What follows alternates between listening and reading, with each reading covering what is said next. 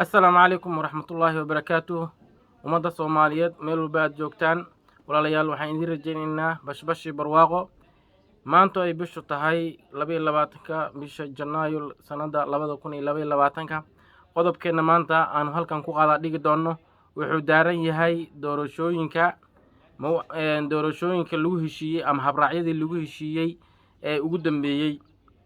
yaa maaragta maamulada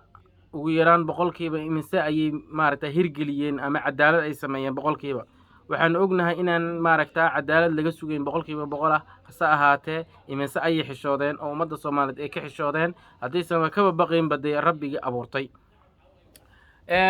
nimanka la yiraahdo maaragta nimankaas la yiraahdo Jubbaland iyo Puntland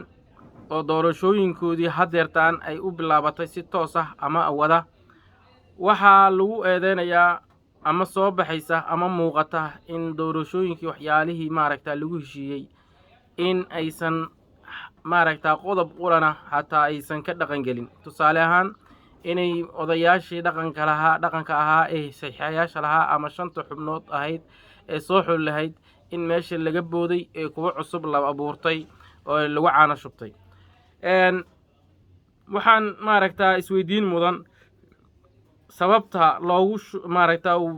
Siciidan iyo Aranjan ay ugu qabanayaan doorashooyinka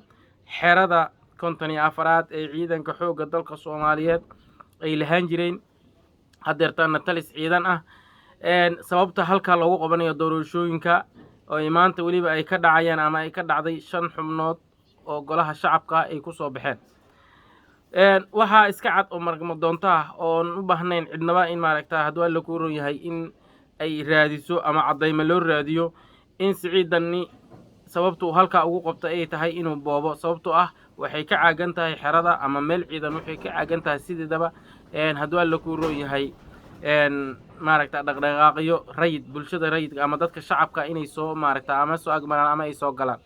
haddii laga yaabo inay ku andacoodaan waxa codka dhiibanaya waa dad shacab ah waxa taa jawaabteedu noqonaysa dadkaas waa dad la soo doortay iridna ka soo gala iridna ka baxa aan lahayn maaragta dawlad access oo waa sababta loogu qabtaba in maaragta halka ay dadka dhaqdhaqaaqaan ama xurriyad ugu helaan ama suxufiyiinta ay awood u yeeshaan inay maaragta dawlad ku roon yahay ay duubaan ama waxa halka ka socday la ogaado waa inta kaliya uu ka leeyahay waxa weeyaan Siciidani si uu kuraastaas u dhaco sidaas la mid ah meelaha ugu liita oo doorasho ay ka dhacdo oo waliba maaragta ceeb ah oo fadeexad ah oo haduu la kuuniyay maaragta fadeexad doorasho tii ugu liidata dalkan ka dhaco maxay ka dhacdaa ama ay ka socotaa magaalada Kismaayo wax lagu tilmaami kara maaha xubin qura maaragta xishood ma jiro dadkii awal baa la leeynayo la dilayay sidaas la mid ah dadka awal ay nafta ay ka sii socoto xamadow qalaabo waxa walba dadka laaya oo af macaan oo munaafiqnimada ay ku badan tahay oo siyaasiga uu munaafaqsan la dhihi karo haddana wuxuu ku darsaday xataa aan maaragta حتى one single seat oo xalaalnimo xataa boqolkiiba 10 lagu tilmaami kara hay kama dhicin halkaas kama laga rajeynayo asagoo naawilaya inuu Siciidan inta xildhibaan u soo saaro oo maaragta haduu alla ku roon keeni doona hadaba aaway midowga musharaxiinta ay nagu waalay haduu alla ku roon yahay aaway maaragta doorasho hal la qabto maaragta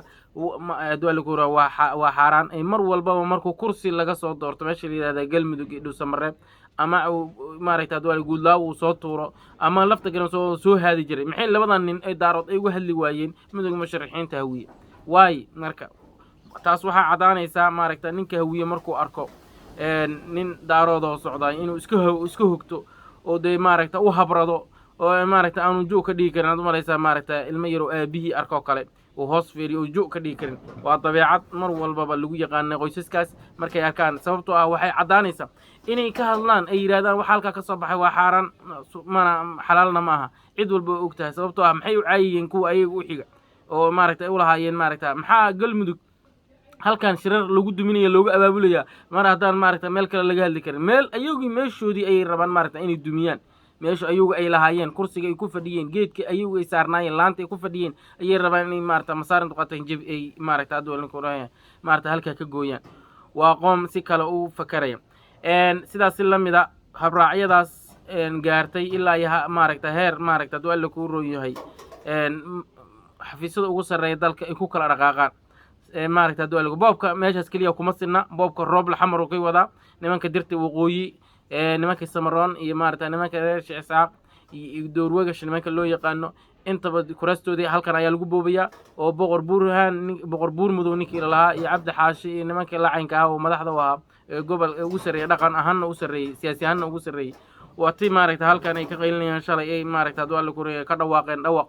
maaragta aan la filanin ay soo sheegeen oo dhahayaan rooble ayaa ka liita farmaajo markii loo eego oo farmaajo waxba uma maaragta duwalka reebayay ninkan waxba reemayay wuxuu rooblena waxaan ognahay xilli hore inuu sheegay inuusan maaragta duwalka uusan ahayn musharax cidda u wadana kuraastana wax kala maasi cidana dhagta ugu sheegay anaa wasiir ra'iisul wasaare ka dhigaya haddaad maaragta kuraasta la imow oo aniga ay soo saar waxaan suurtagelin oo cid doonanaysan jirin maaragta qodobkeena inaan halkan aan kusoo gabagabayno